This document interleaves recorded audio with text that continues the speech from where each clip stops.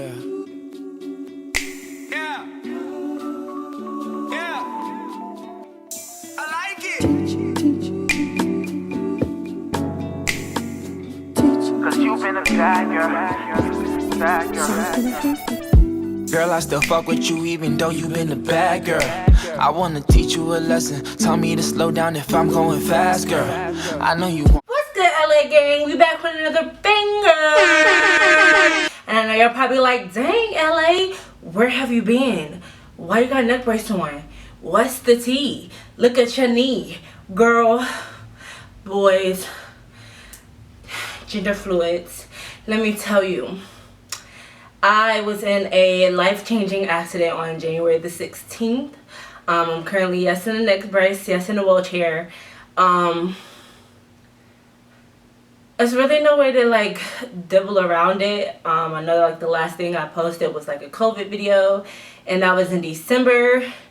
And I had another upload coming, but then I ended up going out of the town to Colorado with my partner to visit her family. And then I came back, and then boom, I was in a car accident. So I'm gonna go ahead and give y'all like the full scoop, because everybody has been wondering like what the actual full story of the accident is. I haven't really talked about it. I haven't been physically, mentally, emotionally ready or prepared to like let this all out, but I am now.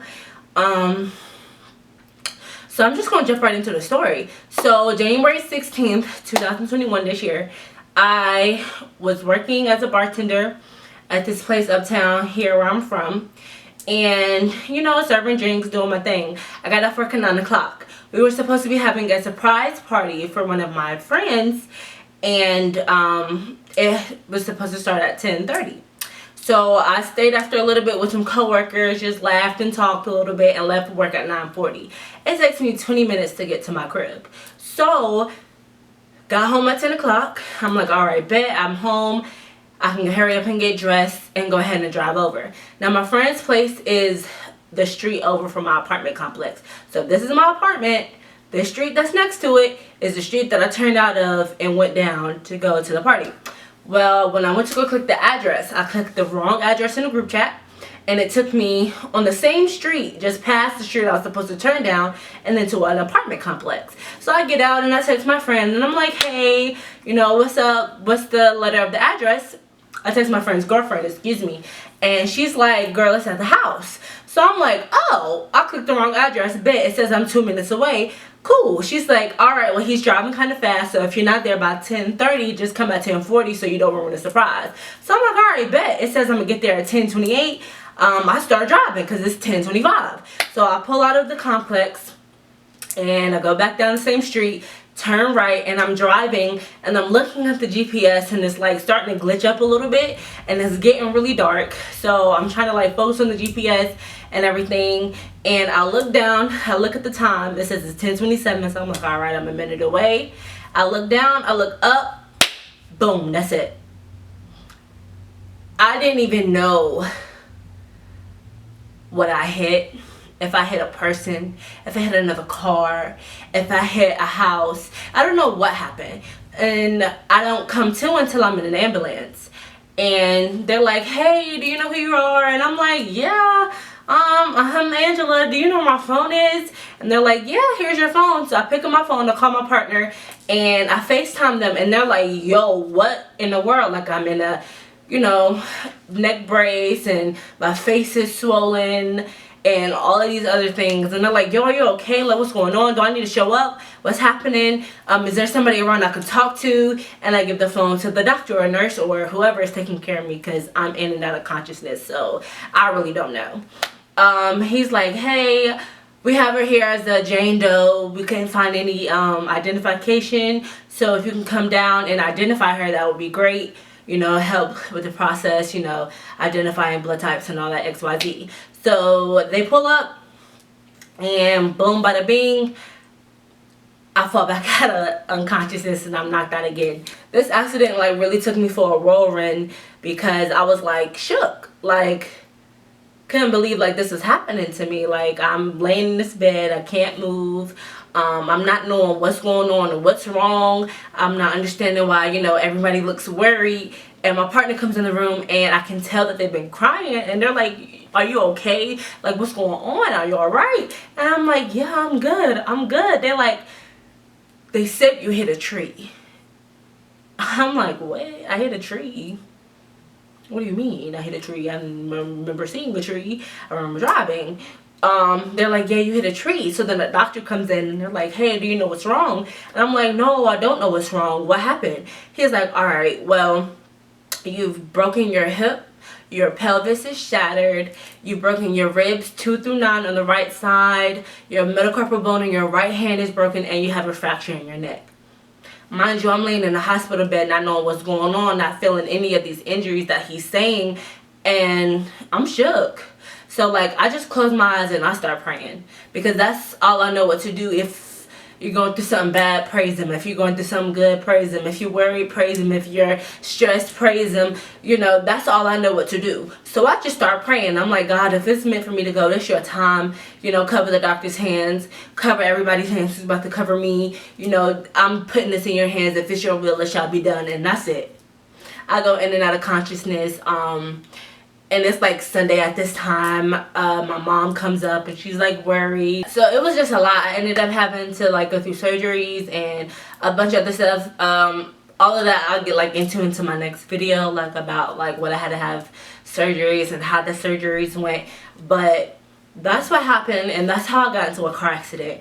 While I was in the hospital, I actually reached out to the news station to try and see if I can get more street lights near my neighborhood, because I'm like, I don't want anybody else to go through this. I don't want anyone else to be looking how I'm looking, trying to relearn how to walk and, you know, function in life. It takes a toll on you mentally, physically, emotionally. You're not the same person that you were once you're in this accident. You can't do for yourself how you could before. You can't just get up and hop out the bed and go to the bathroom. It takes a million steps. It takes a million ounces of energy. It takes so much out of you to be able to just function. So I'm like, I don't want this to happen to nobody. Luckily, Lanaya Lewis from Fox 46 actually reached back out, and we had an interview, and we had a news story done. We was able to interview like same day news story, same day. So I'm about to play the clip of the news story for anyone who hasn't seen it. If you have seen it, here it is again, but here's the news clip. Into a tree says changes need to be made to a Charlotte road. It happened along Harris-Houston Road in Northeast Charlotte. Fox 46's Lanaya Lewis spoke with a woman who is still recovering from her injuries. January 16th, while heading to a surprise party, Angela Dukes almost lost her life. She says a dark, winding section of Harris-Houston Road caught her off guard. I just moved to Charlotte in 2019, so I'm looking at the GPS and not paying attention as much as I should to the road, that it's getting dark, and I look down. She hit a tree head on. Medics considered her injuries life-threatening. Your hip socket pushed up into your pelvis and fractured it. You've broken your ribs 2 through 9 on the right side. Your right hand metacarpal bone is broken, and you have a fracture in your neck. I took a drive down the road myself, and while there were lights leading up to these 25-mile-per-hour curves, there's no light when you drive through them. When I was a kid, we used to just print off the instructions of where we're going and read them and look around and see where you're going. But technology has advanced, so you got to advance right with it. Angela's now using her story to educate on driver awareness, petition to get more lights along Harris-Houston Road, and share her road to recovery on social media. Make sure that you're paying attention while you're driving, because I don't want what happened to me to happen to you. CMPD says they've responded to 2 crashes on this road since November 2020, while CDOT is looking into statistics. Reporting in Charlotte, Lanaya Lewis, Fox 46. So as you can see, I'm trying to use my injuries and my stuff to promote drivers' awareness worldwide. Like, yes, I can start here in my city, but I want this to be worldwide. I want everybody to be safe behind the wheel, no matter what it is. If it's a text, if it's a GPS, if it's a song, if it's another car, whatever the case may be. If you're aware of your surroundings, you'll be more conscious of like how you're driving or how others are driving. we can get distracted by a lot of things these days, and that's like the biggest thing I don't want to happen to you guys. So I started a petition. The petition link will be down in the description below. I need 900,000 signatures, y'all. 900,000 signatures. That means I need you to share this video to anybody you know, like any and everybody. I don't care who it is. Sign the petition. It doesn't take much. Sign the petition. Literally your name and your email address. Just sign the petition. It only takes all of like 1 minute. Like, please, please, please, because I'm just trying to help the next person. I'm trying to have the heart of a servant, which is what God told me to do and what God told me to be. He told me to be a servant even if I can't serve how I used to be, serve in a different way. So please sign the petition. Okay, but also we have started a GoFundMe. I know you're like, girl, GoFundMe, nobody want to hear about that, but listen.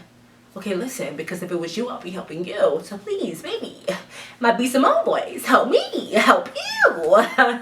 But no, for real, my medical bills, my rehab, all of it has like piled up. It's over, at this point, it's over the GoFundMe goal of 60,000. One of my bills that came in the mail was 64,000 alone. Another bill was 6,000. Another one was 7. Had a $1,000 bill. Like, it's just so many things coming in. And a blessing is really all that I'm asking for. Every dollar helps. Honestly, it's literally going to everything. Next vlog, of course, because I'm back. This is the beginning of a series, y'all. I don't know if y'all know it or if you peeped, but this is going to be the beginning of a whole series. I did a COVID series, but this is going to be my recovery series. Angela's Road to Recovery. I want y'all to be with me on my journey. Like, join me. Because it's lonely. I sit in this room all day by myself. I can't go to work. Or my friends are busy.